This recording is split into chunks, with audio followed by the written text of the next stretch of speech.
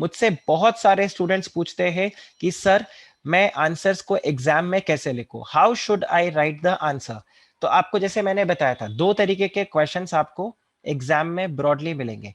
एक होगा जो आपको मैंने बताया स्ट्रेट फॉरवर्ड क्वेश्चन, राइट। एक आपके पास एक बिल्कुल स्ट्रेट फॉरवर्ड क्वेश्चन होगा, जैसे what are the essential elements of the contract. और एक टाइप का जो आपके पास क्वेश्चन होगा वो आपके पास रहेगा case study based. Case study based मतलब सिचुएशन बेस्ड होगा। तो आप देखो, जो स्ट्रेट फॉरवर्ड आपके क्वेश्चंस है उसमें कई बार स्टूडेंट्स बोलते हैं सर क्या हमें लॉ का लैंग्वेज लिखना है, ठीक है। कई बार स्टूडेंट्स ये बोलते हैं सर क्या हमें मॉड्यूल का लैंग्वेज लिखना है, राइट। तो मैं बोलता हूं लॉ का और मॉड्यूल का कोई लैंग्वेज ही नहीं है, it is plain English language. आपको सिंपल उसको इंग्लिश लैंग्वेज में आंसर करना है। अब जो स्टूडेंट्स बोलना चाहते हैं लॉ और मॉड्यूल का लैंग्वेज, उनको ये लगता है कि जैसा हम बुक में लिखा है क्या एज इट इज हमें कॉपी पेस्ट करना है। तो आंसर है बिल्कुल भी नहीं, जीरो। अगर कोई आपको बोलता है नहीं बिल्कुल मॉड्यूल जैसा आंसर होना चाहिए, बिल्कुल लॉ का लैंग्वेज होना चाहिए, तो पहली बात तो लॉ का कोई लैंग्वेज ही नहीं है। लॉ भी जो है कॉन्ट्रैक्ट एक्ट इंग्लिश में लिखा गया है, मॉड्यूल में भी आपके इंग्लिश में लिखा गया है। हाँ, मॉड्यूल के अंदर उसको काफी इलेबोरेटेड वे में लिखा गया है। लॉ में अगर आप देखोगे तो एक प्रॉपर ड्राफ्टिंग का तरीका होता है, उसके हिसाब से लिखा है। तो आप लॉ नहीं लिख रहे, आप मॉड्यूल नहीं लिख रहे, you are not becoming a author. आप क्या हो, आप एक स्टूडेंट हो जिससे क्वेश्चन पूछा गया है और आप उसका आंसर कर रहे हो। तो जब स्ट्रेट फॉरवर्ड क्वेश्चंस आपको एग्जाम में मिलते हैं तो वहां पर आपको ये कोशिश नहीं करना, आपको इमिटेट करने की कोशिश नहीं करनी, आपको कॉपी नहीं करना कि मॉड्यूल का लैंग्वेज हमें लिखना है as it is. You have to answer it in plain English. Simple plain English में अगर आप आंसर लिखोगे आपको फुल मार्क्स वहां पर मिलेगा। बट आपको एक चीज ध्यान रखना है कि जब आप ये सिंपल इंग्लिश में लिखो तो वहां पर कैजुअल मत हो जाना। आप कैजुअल इंग्लिश मत लिखना। कैजुअल से मेरा मतलब है जो हम व्हाट्सएप पे या सोशल मीडिया पे जो चैटिंग के दौरान लिखते हैं, आप ऐसे मत लिखना the contract is, so better language क्या होगा, the contract is going to be, इस तरह से करके। So going to be is correct, लेकिन अगर आप वहां पे आंसर में ऐसे लिखो द कॉन्ट्रैक्ट गोना बी, तो फिर एग्जामिनर बोलेगा दिस बच्चा is wanna be, give him a new attempt. तो फिर आपको वो नवंबर के बाद फिर से मई में बुलाएगा, या तो नवंबर दिसंबर या मई जून, वही जोश वही जुनून। तो अगर आप वो चेन तोड़ना चाहते हो तो शुरू से ही ध्यान रखना कि आप लैंग्वेज प्रॉपरली मेंटेन करके रखो। तो going to be is a better or is a appropriate English as compared to it's gonna be, the contract gonna be, valid invalid। आपको इस तरह से नहीं लिखना, going to be। तो सिंपल इंग्लिश में आप लिखो। अब इसमें कई बार स्टूडेंट्स मेरे को बोलते हैं सर मेरा जो इंग्लिश है वो इतना स्ट्रांग नहीं है, and that's obvious reason, we are not in Europe, और लेट्स से यूरोप में तो खैर सब जगह इंग्लिश नहीं बोला जाता, but let's say we are not in हमारा मदर टंग इंग्लिश नहीं है। हम में से काफियों का मदर टंग हिंदी होगा, किसी का मदर टंग मराठी होगा, किसी का मदर टंग गुजराती होगा, और एज द केस में भी रीजनली आप जहां को बिलोंग करते हो आपका लैंग्वेज जो होगा वो नेटिव लैंग्वेज रहता है। हिंदी हम नॉर्मली बोलते हैं और इंग्लिश हमारा एक बेसिक चलता फिरता सिजलर जैसा होता है कि आया तो आया, नहीं तो it is still okay. Main course तो हमारा अपना हिंदी या जो भी हमारा वर्नाकुलर लैंग्वेज होता है वो रहता है। बिल्कुल सही बात है।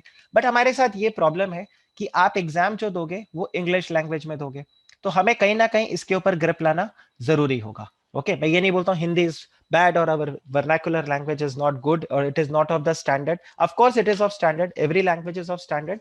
बट प्रॉब्लम ये है कि आप जब एग्जाम दोगे आपको इंग्लिश लैंग्वेज में देना होगा। तो सर हम कैसे इंप्रूव करें इसके ऊपर?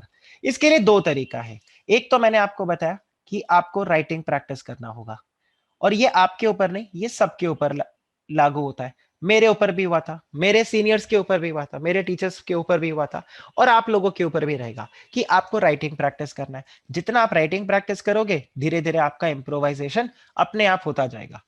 दूसरा आपके पास क्या करना है, आपको आपको रीडिंग करना है। जब आप रीड करोगे तो आपका अपने आप आंसर बनेगा। सी हो सकता है आप आज एक क्वेश्चन को प्रैक्टिस करो तो हो सकता है आप उसमें इंग्लिश बराबर नहीं लिख पाओ, कोई दिक्कत नहीं। एक तो डिमोटिवेट मत हो जाना कि नहीं मेरे बस का ही नहीं, ना क्वीन का कंगना रनावत बन जाओ कि मेरा जिंदगी खराब हो गया ना, ऐसा बिल्कुल नहीं करना। आपको सिंपली क्या करना है, आप स्टार्ट कैसे कर सकते हो? सबसे पहले मैं हमेशा बताता हूं you should develop a approach. और अप्रोच से मेरा क्या मतलब है कि जब कोई क्वेश्चन आया तो आपको समझ में आना चाहिए कि इसमें हम क्या लिखेंगे। अब अप्रोच आप कैसे डेवलप कर सकते हो? अप्रोच आप इस तरह से डेवलप कर सकते हो, जैसे एक basic question, what are the essential elements of a contract? So don't try to remember कि मॉड्यूल में क्या पॉइंट्स लिखा था, मॉड्यूल में क्या था। आप सिंपली ऐसे एक अप्रोच डेवलप करो। So for your practice, before you do this writing practice, आप क्या कर सकते हो? अप्रोच ऐसे डेवलप होगा, आप बोलोगे अच्छा एक एसेंशियल एलिमेंट्स मतलब कॉन्ट्रैक्ट बनाने के लिए क्या क्या चाहिए। तो पहले कोशिश करो कि हिंदी में क्या क्या पॉइंट्स आपके दिमाग में या जो भी आपका वर्नाकुलर लैंग्वेज है, कोशिश करो आप किसी को समझा रहे हो। ठीक है, you are not writing in the exam. आप ऐसे समझो आप अपने छोटे भाई बहन को, अपने किसी फ्रेंड को समझा रहे हो, तो आप उसको क्या बोलोगे? देख भाई, कॉन्ट्रैक्ट बनाना है ना, तो कम से कम 2 लोग तो चाहिए होंगे। तो आपको यहां से ऐसे बुलेट पॉइंट्स मिल जाएंगे, कम से कम 2 लोग, तो आपको पता है यहाँ पे मिनिमम 2 पर्सन। ओके। इसके अलावा ना अग्रीमेंट में और क्या होगा यार, एक इंसान को ऑफर करना होगा, एक को एक्सेप्ट करना होगा, और फिर वो लीगल भी होना चाहिए। अगर लॉफुल नहीं होगा तो वो कॉन्ट्रैक्ट नहीं बनेगा। इस तरह से करके आप एक एक करके बुलेट पॉइंट्स रेडी कर लोगे। तो जब आप ये बुलेट पॉइंट्स को रेडी कर लोगे, आपको अपने आप रियलाइज हो जाएगा फिर तो क्या करना है, आपको सिंपल लैंग्वेज में इसी को समझाना है। एक एक जो आपने बुलेट पॉइंट्स यहाँ पे बना लिया, आपको इसी को समझाना है। तो जब आप घर पे राइटिंग प्रैक्टिस करोगे, तो आप ये राइटिंग प्रैक्टिस इस तरीके से करो। सर सपोज इतना ज्यादा राइटिंग प्रैक्टिस हम लोगों का नहीं हुआ, या एग्जाम्स के आसपास में अगर हमारा अटेम्प्ट है, तो हम कैसे इसके ऊपर वर्कआउट करें? तो उसके लिए भी आपका सिंपल तरीका है, जब आप एग्जाम में आंसर को लिखो, ट्राई टू फर्स्ट रिमेंबर उसमें क्या पॉइंट्स थे। ठीक है, बहुत ज्यादा टाइम वेस्ट नहीं करना कि वहां पे कहीं बैठ के टाइम वेस्ट ही करने लग जाओ। बट हाँ, अपने दिमाग में ब्रॉडली सोचो कि इसमें क्या क्या पॉइंट्स होंगे, और उसको आंसर करने लग जाओ। तो सबसे अच्छा तरीका आपके पास ये, nothing beats writing practice and reading. The more you read, the more you write, the more you practice, the better grip you are going to get. And आपको आगे तक ये चीज हेल्प करेगा, बिकॉज ऐसा नहीं है कि लॉ सिर्फ फाउंडेशन में है, ये आपके इंटरमीडिएट लेवल पे भी है और आपके फाइनल लेवल पे भी है। तो ये तो बात हुआ उन स्ट्रेट फॉरवर्ड क्वेश्चंस का। अगर हम बात करते हैं केस स्टडी के लिए, तो case study is a very simple question. I don't know इसके लिए क्यों बहुत ज्यादा सब घबरा जाते हैं कि सर केस स्टडी पूछ लिया। केस स्टडी एक्चुअल में क्या होता है, जब वो 4-5 पेजेस का आपको केस दे, ठीक है, जिसमें आप पेज नंबर 4 पे पहुंचो तो ये भूल जाओ पेज नंबर 1 पे क्या था, उसको केस स्टडी बोलते हैं। ठीक है, अनफॉर्चुनेटली फॉर्चुनेटली इंस्टीट्यूट ऐसे क्वेश्चंस नहीं पूछता। इंस्टीट्यूट आपसे 3-4 लाइंस का एक केस स्टडी या बेस मैक्स टू मैक्स आधे एक पेज का आपको वो केस स्टडी पूछेगा। अब उसमें क्या होता है, उसमें कुछ ना कुछ क्या होगा, आपको कोई सिचुएशन दिया हुआ रहेगा, आपको कोई सिचुएशन दिया देगा, और उस सिचुएशन के बेसिस पे वो आपको बोलेगा please answer based on this situation. Right, जैसे कि वो आपको बोलेगा there is a husband who was going abroad for let's say 8 months, 10 months, 2 years, 3 years, 5 years, and he promised that he is going to send his wife some money, and later on he did not. So is the और can the wife file a case against husband, या आपको बोलेगा अभी बताओ इस पे आप analysis दो। तो बिल्कुल सिंपल तरीका, सिचुएशन बेस्ड अगर क्वेश्चन है तो इसमें आपके 3-4 पॉइंट्स में आपका आंसर रेडी हो जाएगा। पहला पॉइंट में आप क्या लिखो, पहले पॉइंट में आप लिख दो फैक्ट्स ऑफ द केस। अब फैक्ट्स ऑफ द केस का क्या मतलब है कि इस पर्टिकुलर सिचुएशन में, ठीक है, इस पर्टिकुलर सिचुएशन में क्या क्या लिखा हुआ है, तो आप यहाँ पे इसको, अब इसका ये मतलब नहीं क्वेश्चन को ही कॉपी पेस्ट कर दो, जस्ट बेसिक आप लिख दो in this case a husband had gone outside, had gone to abroad, promised to pay some money to wife, but later on did not pay। अब वहां पर ये मत लिखो 8-9 महीने के लिए गया, 10 महीने के लिए गया, 2 साल के लिए गया। सिंपल मुद्दे की बात करो एकदम क्रिस्प तरीके से।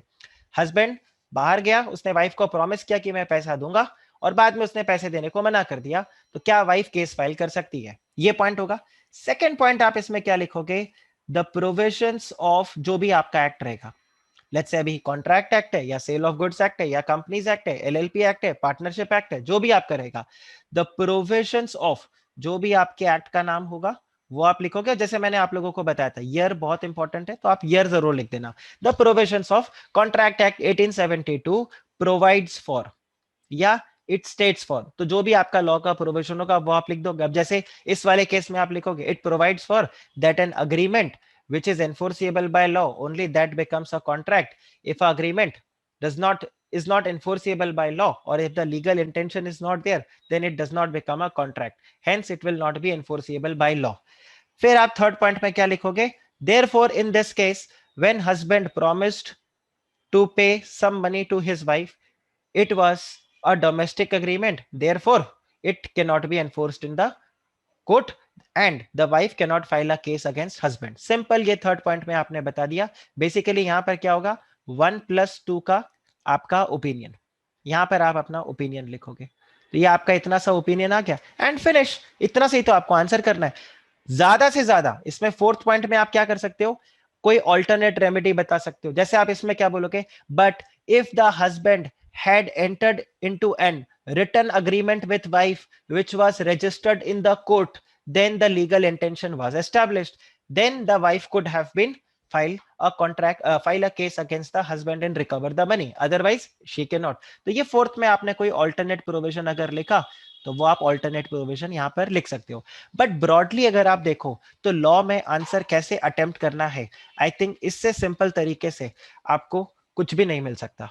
But yes, one thing is there, ये आपको करना पड़ेगा. मतलब अगर आप सोचो कि कोई आपको मैं टॉनिक पिला दो और उससे आप बिल्कुल लॉ में फटफट आंसर लिखने लगोगे, तो बिल्कुल क्लियर है यहाँ पे वो सेंटर फ्रूट का एड बिल्कुल नहीं चल रहा.